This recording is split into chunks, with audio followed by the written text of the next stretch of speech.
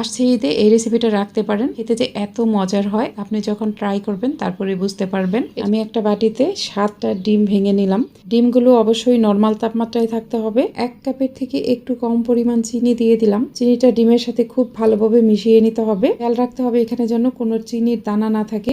এবার দিয়ে দিলাম ঘন দুধ। আমি 2 কাপ পানিতে 1 কাপ পরিমাণ গুঁড়া দুধ ভালোভাবে গুলিয়ে নিয়েছি। এখানে অবশ্যই ঘন দুধ দিতে হবে। হাতের কাছে লিকুইড দুধ থাকলে 4 কাপ দুধ জাল করে 2 কাপ পরিমাণ করে তারপর এখানে দিয়ে দিবেন। কিছুই খুব ভালোভাবে নেড়ে মিশিয়ে নিতে হবে। একটা প্যানে নিয়ে নিলাম প্রায় 4 থেকে 5 টেবিল চামচের মতো ঘি। এখানে রান্নার রেগুলার তেলও দিতে পারবেন, তবে ঘি দিলে এখানে আলাদা একটা ফ্লেভার পাওয়া যাবে আর এটা খেতে এত ভালো লাগবে। চুলার কম আছে ঘিয়ের সাথে এলাচটা হালকা করে ভেজে নিব। এরপর সেই ডিমের মিশ্রণ দিয়ে দিলাম। চুলার আঁচ একটু বাড়িয়ে অনবরত নাড়তে থাকতে হবে। নাড়তে নাড়তেই দেখুন এই মিশ্রণটা কতটা আঠালো হয়ে গেছে।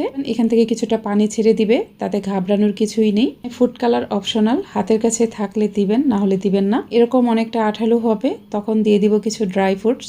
আমি এখানে কিছু বাদাম কুচি ও কিশমিশ নিয়েছি। আপনারা নিজের ইচ্ছা মতো যে কোনো ড্রাই ফ্রুটস এখানে দিতে পারবেন। সবকিছু মিশিয়ে এটা আরো কিছুক্ষণ একটু ভাজতে হবে। যখন তেল অথবা ঘিটা পুরোপুরি বের হয়ে আসবে ঠিক সে পর্যায়ে চুলা বন্ধ করে দিতে হবে। ডিমের চর্দাটি কিন্তু ঠান্ডা ঠান্ডা খেতে বেশি মজা লাগে।